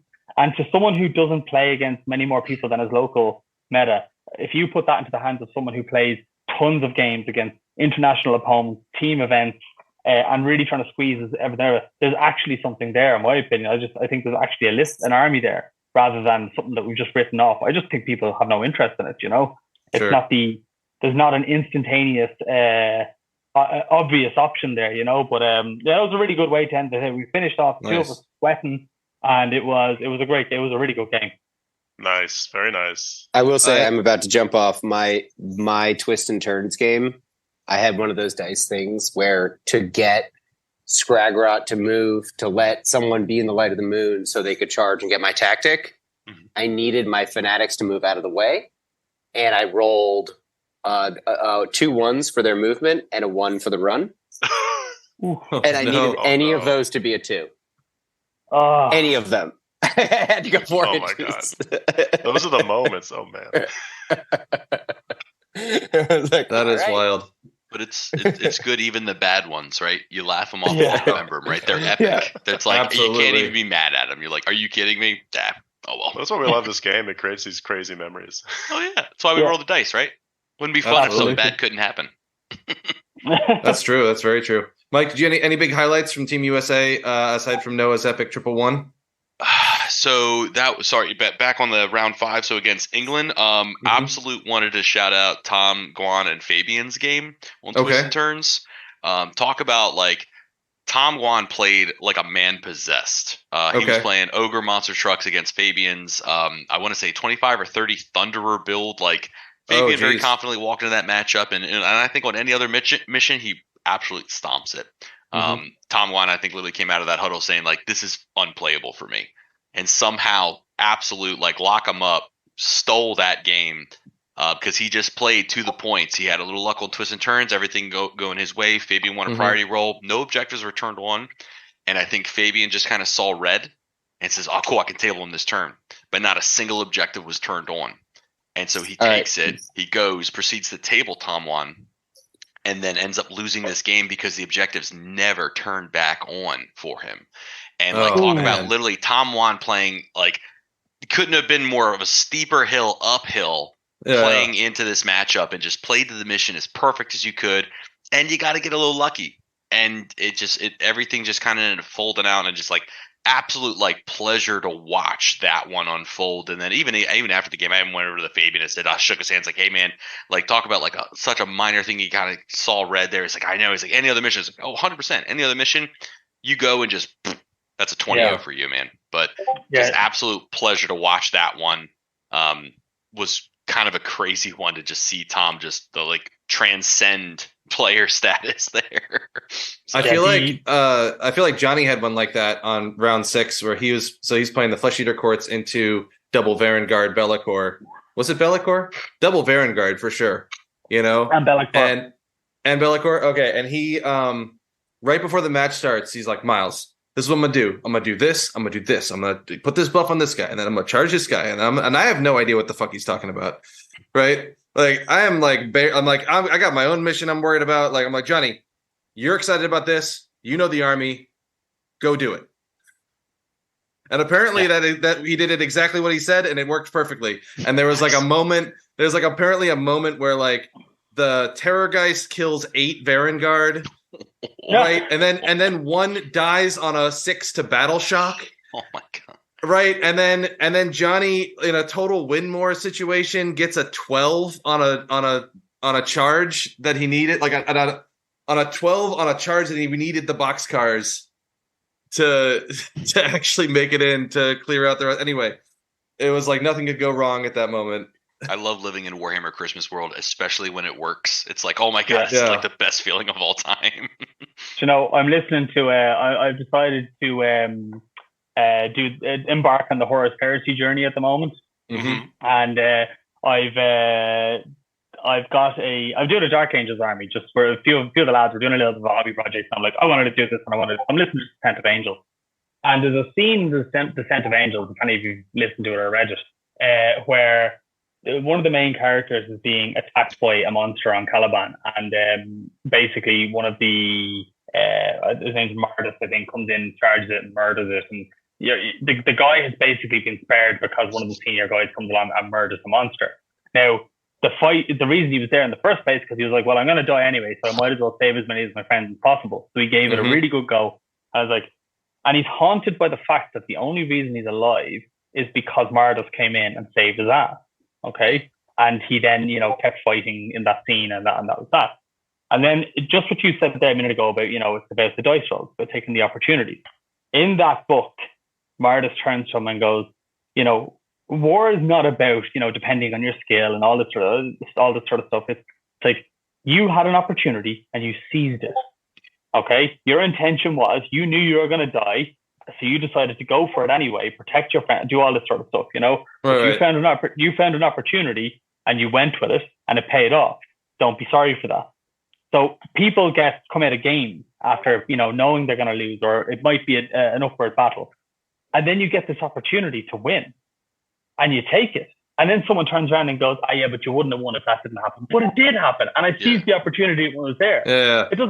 I think I told Johnny at the end of the game, like, the only reason that worked for you is because you were making all of the correct decisions. Mm-hmm. It's like, dude, luck is what? Preparation and where opportunity meet. You still have to know what you're doing, and you still have to be bold enough to see that opportunity and take it and recognize. And I think that's what I really loved about like the whole coach and timeout mentality. It's if you're a little afraid, man, just raise your hand, get a chat with your coach, see how your boys are doing, and see if you need to take the shot or not. Like it's, I really love that about Team Warhammer. Is like you get to see kind of like more dynamic play from people instead of just, well, I'm going to this round 4, I'm going to lose this bad matchup in a singles event. And it's like, no, there's a lot more to play for. You're playing for your team. You're playing for those 2, those 3. I mean, all that, like you said earlier, Miles, like it didn't matter what like bucket of like final standings people were. I mean, the difference between most placings were a point here, a point there. It didn't matter where you were. Like it's absurd how tight everybody was playing. So there was 200 points total between first place and last place. 200 points, okay? Which is 10 games. 10 games out of 8 times 6, 48, all right? Yeah. That's actually not as big of a gap as I would have expected. No, and to think of it this way too, if you want to go once, because a lot of me and my guys were looking at it, if you look at it this way too, there was only 1, 2, 3, 4. There were only 4 times that anyone got capped. So if you were to say 200 point difference, there's 120, right? I mean, like if you think of it that way, it's like they still need to found 80 more points elsewhere across 5 more rounds. Like, I mean, they were the points distributed were really well and balanced. Like there wasn't like I just want to call. We got capped 2 of those 4 times. I think it's a good point, though. I was thinking that I don't think was it 2. Oh yeah, we got capped. Yeah, Canada capped us and America capped us. Yeah, I thought Canada only got 137 points. No, I think they capped us. Yeah, let me take a look. You guys played in what, round 5 or 6? Sorry, round 5. Jack, what were you saying? I was saying I do love that point though. That the dynamism. I can't speak today. The dynamic state of play with that is just really inspiring, right? Because it keeps everyone in the game for the full tournament and like engaged with a clear objective, and that's like something to be said for the whole format, and probably makes the whole team's experience super exciting. I actually do have to run at the moment. Okay. Apologies, guys, but it's been a wonderful cast. Thanks again, everyone, for coming on. This has been great talking to you, Jack.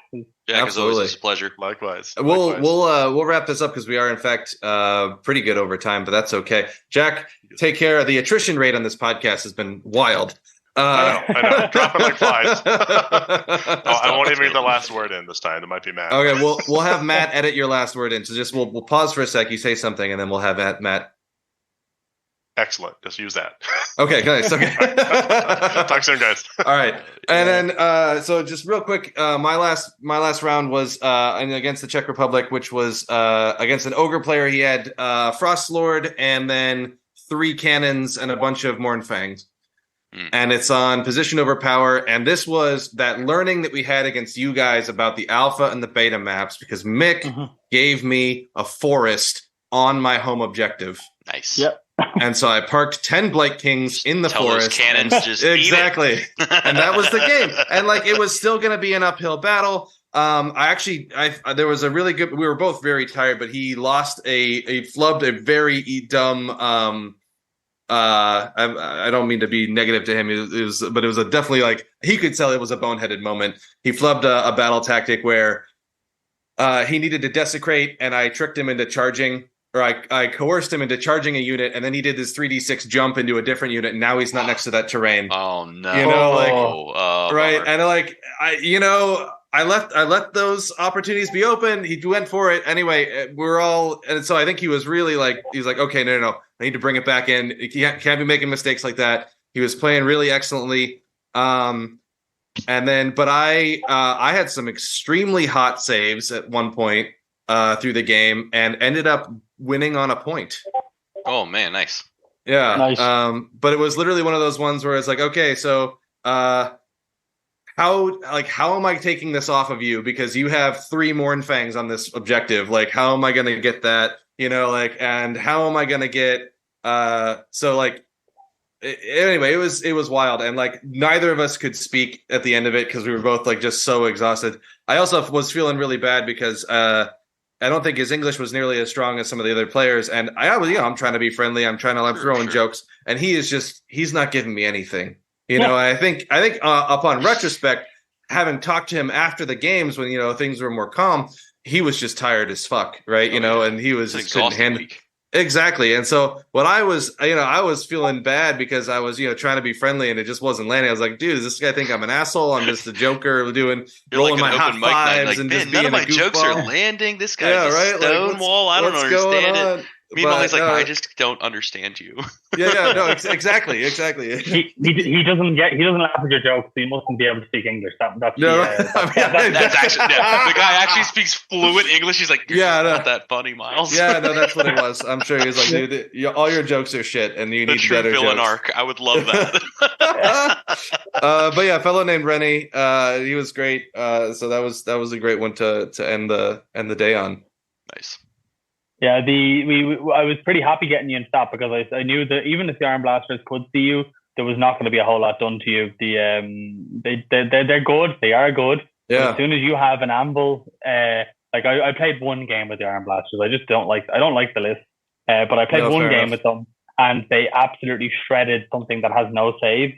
And then I was watching someone else play against something with 5-up boards because I know they're the bane of my existence. And sure. One turn of rolling. They were the bane of Renee's existence too. Yeah, for sure.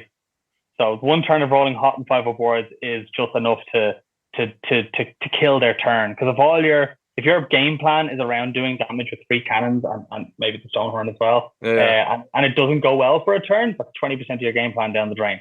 Oh, absolutely. And there was like time after time is like, okay, 4 armor saves on 6s. Cool. I made 2 6s. Cool. That's 8 damage somehow, right? Cool. Saved 4 or 5 ups, right? Yes. That variance just goes super wild, yeah. Right. Like it was just like I think on average that's like 20 damage. Yeah. Like 4 wounds that get through. 16 to 20 damage or something. Like 15 to 20 damage because you say you fail you pass one of your 6 up, and then it's like 15 to 20 damage depending on if you pass it or not, and then you get your 5 up. So you should be taking your 10 to 13, 14 wounds, you know what I mean? And you took 4. Exactly. And that happened like one after the other. It was like, what the fuck is happening? I don't even know what's happening anymore. Gut Rot continued to be the MVP of the entire event. He's awesome, right? I love that guy. I think he killed Carl's general. That was fantastic on a 9-inch charge. He's a nice base piece. He's a great base piece. Like, remember the times that I had to ignore him because you had your whole army over there. And like if you play against the castle specifically, or something that even doesn't have a very mobile offensive threat, like he's quite tanky. Yeah. So you can't just send off like my Dawn Raiders. Remember they used to go after him and do nothing to him. Yeah, and die and lose that fight. And then the Dawn Raiders would die. They just get smashed. But I remembered on what you were saying there about your opponents on the Stonehorn charging in, and then I did something similar in one of my games where I was like, I'm going to take this Desecrate, and I was actually miscounting. I only thought he had 2 models on it, but he had 4 because I didn't see the Spheranx. That's how the Spheranx gets you. That's specifically how it gets you. But I basically sloppily moved my Rue Riders, and I didn't need to move 3 inches, but only 4 were in range. So he had a Baron Guard and a Spheranx within 3 inches, and because of that, it cost me the battle tactic. But that was sloppy play. Yeah. But there's been so many times where I have a plan and I'm moving through the plan, like Desecrate and that sort of thing. But then an opportunity comes up that I didn't anticipate or didn't expect, and I just forget about the plan. And I make a quick I call a quick audible to make a different play, and then I realized, that was the reason I was doing this in the first place. Yep. And you're just like, I've either exposed myself or I'm now having a higher risk if the double hits me, or I've failed my battle tactic, something like that. I'm just like, why did I do that? But that's fatigue. That's your fatigue setting in, where you just you don't have your thoughts collected properly. Like as I said, me and Pavel were absolutely destroyed in our last game, and it was a very sloppy game, but we were both very honest to each other, very intentional. Like we literally spoke our turns out at the start, not just the phase, the turn at the start of each turn. Nice. We're like, I'm just going to do this, and then at the end, by the end of turn 4 and 5, we were literally not like. I was like, oh yeah, I forgot to cast with this unit and then teleport them. Do you mind if I do it now? And he's like, yeah, no problem. And he's like, oh yeah. And he's like, I forgot to shoot with this unit. Do you mind if I do it? Yeah, no problem. He forgot to shoot with 6 of his crossbows. And I was like, yeah, go ahead. I'm not like, you were meant to shoot with them. We were barreling through the game because our first couple of turns were fairly cagey because I couldn't see him and I was being very cagey and he was being cagey because he didn't want me to teleport and see him, sort of thing. And and then he forgot to shoot them, and then I was like, yeah, go ahead. And he also forgot to move them. So he moved them, shot them, rolled like all 5 pluses, and I was like, oh my god, that hurt with the crossbow dude. There was like 3 mortal wounds on each 6 and 2 mortal wounds on a 5. Oh yeah, that's the dream for those crossbow dudes. But that was it. Like the end that round 6, me and him were just destroyed, and at least we were both destroyed because we could be destroyed together. You guys deserved each other that round. You're like, oh, thank God. Exactly. So that was amazing. So Team America, you guys went 3-3, I think, over the course of the weekend. If I'm yes, we finished. Yeah, because our last round we got to play. I know it's not about the wins and losses. It's really about the points, but no. Well, and it's actually a great segue because our last round we ended up playing Team Spain. And again, we had them marked on our list as a dark horse. We thought they were going to really have a hell of a come up, and they sure did. I mean, talk about like the captain was literally playing the Beast of Chaos with Bellicor and all the Unger Raiders. He has that famous Twitter post. He literally recreated the white scar moment for everyone. Oh my god, which was so good, so cool, so good. We literally won 5 out of our 3 games there. but because of the points, we ended up losing the round. And Oh, so, wild. like, talk about, like, literally the wins don't matter as much as the points do. It truly, Yeah. I mean, and they were excellent to play. So, like, we had a really That's good, awesome. good round with them. It was a great way to finish. Had tons of fun. So, I Yeah, just, like, we I just went- mentioned that it's 3-3 because we also went 3-3. So basically, it's yes. the same. By the transitive property, we are equals. Yes, Exactly. Yeah, exactly. The ranking doesn't matter. You got 3-3, Exactly. we went 3-3. Same, but But different. you're right. But also You're right, same. Michael. Though you're right though about the whole the point system. Like we weren't as good at losing as other teams were. Like we would. I remember we had. I was working it out in one of our games. It was like, oh look, we're 2 games down, 2 games up. That's fine. Oh look, I think we were like 4-4, but then it ended up. Sorry, we were 5-3, but it ended up being like 82-78 because we got 20-0 in the two Right. loses. But I think we might have had 1 or 2 20-0 all tournament. And Yeah. but we had but some of our players, a good few of our players, were 20-0 over the course of the tournament. So other teams were better at not getting 20-0 as opposed to winning. That was probably, I think that would be one of my next goals as a team, was to learn how to get smashed less. Do you know what I mean? Be a It's just- better loser. That was Yeah, our phrase. Be a better Nice. loser. be a better loser because that was the difference between a lot of the points. Like we were dropping points massively because of that. Like we kind of expected in some games that the Fire Slayers, Miles and Feck were going to get bad matchups. The Night Haunt was meant to be like our mid-range kind of matchup, and he did already. He got kind of smashed in one of his rounds, but he got busted a couple of times. But again, we kind of expected certain people to get maybe 3 points. Mhm. And I think those people did average above what they were like. Miles and Johnny definitely got above what they were meant to get Nice. for the whole weekend. They definitely overperformed. I underperformed quite significantly. Getting 20-0 by Gifts or 19-1, I can't remember which was definitely bad. Was a big impact on that. But I underperformed in general in a few, like underperformed against Jeremy. I underperformed against the non-Bellacore slaves list quite like 20 points. You know what I mean? I got 20-0 instead of. But your analysis is spot on, though. Like, I mean, you sounds like in those big ones, and that's the big thing. It's like, set your expectations, see where you landed, what was your actual, and then go back and find it. And just talking here, you're like, cool, the Jeremy game. You guys had no idea how big of an impact that Alpha Beta map pack was going to play into that matchup. And that went from your big win to, oh shit, this is actually way closer than it could have been. And then Ollie, heads up play on him. He saw an opportunity in a losing game, realized it was safe to take the shot, took the shot, got lucky, took the shot, got it, and that swung at 15 points the other way. I mean, those two big things there are, one is a little bit more decision tree. The other one, you're like, I mean, this one is just out of my hands. And you know what? That's okay. If you recognize it, like, because especially like when I talk to a lot of new players, I've been doing this for like playing a long time, and I get to see new players at Journey, and everyone starts talking about dice, and then everyone stops talking about dice. And eventually you come back to this bell curve and realization that if both players are playing perfectly, guys, there will just be a dice moment. Like, it's okay. You have to put yourself in these situations where if you can honestly say, this is it right here, guys, we should sign this when it's done, because this is it. This is the flip. Let's see how it goes. Yeah. And you're always hoping that flips a 3-up, but So I actually have a question. I know we're going to wrap up soon, but I actually have a question for you, Michael. Was I heard some rumors that some of the American team may not be back next year, and I'm fearful that I'm not gonna see the guys again. I'm not gonna see my friends again. So, Are you gonna tell us the dirty little secret, or who's not coming back, or? So I think every player has it in their head that like a few of us kind of came in and saying we've been doing this since the beginning. A few of us want to kind of take a step down because the beautiful part is to what you're saying. Like, I mean, we get to see our friends internationally, which is great. But being as large a country as I mean, like we've really fostered our own community. We call it the Minutemen program, where we've got a lot of people who are ready to take the next step and do this. And I think we're all really kind of looking at it from a holistic view of, hey, we've really kind of had our shot. We've really done it. We've Noah and I have been there 3 times. Bill and Sean have been there 4 times. Roger's been there a couple times since ETC with me. Like, it's like there's a lot of folks of us who've done it for so long, and it's so fun. And it is exhausting. It's a beautiful exhaustion, but it's exhausting. And we also want to make sure that other players get a shot to experience this wonderful opportunity. So it's I do think our team will look a little different. I think some players will step down, some people will come back.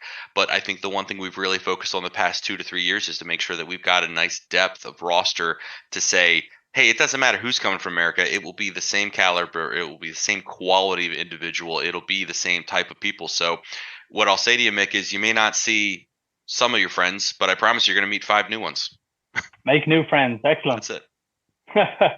That sounds good. I think that's a great spot to end on. That's a good message for all of our listeners, right? We're gonna have 5 new friends from America next year. Well, maybe not 5. I mean, however many swap up, it'll be that many. Yeah, it'll be. I'd love to do the same with Ireland. Like I'm tentatively taking a step back in terms of playing, based on the fact that I'm having a 3rd child this year. Yeah, but I'm keeping in the team in the sense that I want to play games, want to keep the people going, I want to keep playing. I just love Warhammer, so like I'm going to keep playing. But when it comes around to it, I don't want it to be a case that like this year we were depending on the 8 people that went. We were depending on those 8 people to be available. Do you know what I mean? At the end, we didn't have a 9th person. Yep. So I think this year we will have extra people. So I basically want to be in a position where I can come along as a non-playing coach, but I don't have to do as much prep with the lead up. Or I could just come along to support from the sidelines, because I'd love to do that. I'm really trying to establish a culture of Team Ireland isn't just the 8 players that go over, the coach and the captain. It's more like we have similar to like football clubs and baseball clubs. So we want to kind of establish that. Let everybody have training days. Let everybody have match days. Let's have 15, 20 people playing each other and showing and then at the end of the season or the start of the season or whatever, we go, right, who's making the cut for Six Nations? Who's making the cut for Worlds? Who's fit for it? And then we can do that. And that's what I'm hoping for. I'm hoping that we have enough people. We have a mini teams event this weekend actually. Next week, this weekend. And there's 5 teams at it, so it's only going to be 3 rounds. We're going to actually have a bye round. Everybody gets a bye round, so it doesn't affect anything. But there's a lot of new people, so we're going to do a little workshop on the approach to teams events, and just kind of get people over the hump of teams being an enigma or anything like that, because we wouldn't have much in Ireland, and maybe that might encourage people to travel a bit more, or to do it a bit more. Maybe we might have a bit more team clashes, just one off, rather than just always having single pickup games. Maybe you have team pickup games, So, I'm buzzed for that part of it. Whether I play or not, whether I go or not, I'm buzzed for that part of it. Just getting more people involved and hoping we have a nice, healthy community to choose from to send over to represent us.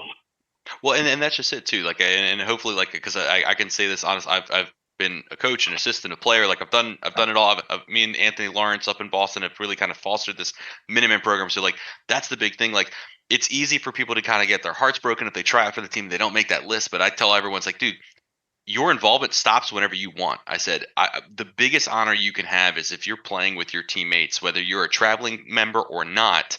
Mm-hmm. If your traveling members go overseas and they win a game because of one of the things that you showed them in a practice game, you are a part of that win. It is Absolutely. We are the team, period. I love that. Yep. I was also thinking, while Mick was saying there is, and I don't know that this is the moment or the target demographic, but we do have a Learn to Play 1,000-point event going on in 2 weeks at Underworld. Yeah. Nice. So if you want to come play Age of Sigmar, we'll have a couple of guys from Team Ireland there to show you the ropes, and I'm playing Cruel Boys, so that'll be great. Nice. Can't see me. Yeah, exactly, right? That sounds like we've come to a great place, and I want, since we've had such Matt couldn't join and Jack had to leave early, I need you guys to help me with a tradition of Always Strikes Last, which is the game of chicken we have at the end of every episode to see who can get the last word. Sure. So thanks to you guys for joining me on this episode. Thanks to people for listening. Remember, if you don't strike first, strike last, or something like that. I don't know. The tagline's still, we're 2 years into this podcast, and the tagline's still in progress. Drink first, strike last. There we go. Strike first, strike last. I like that. I can't deal with the stress here. Someone needs to do the last word. It's killing the pressure's killing me here. It's pressure. Love it.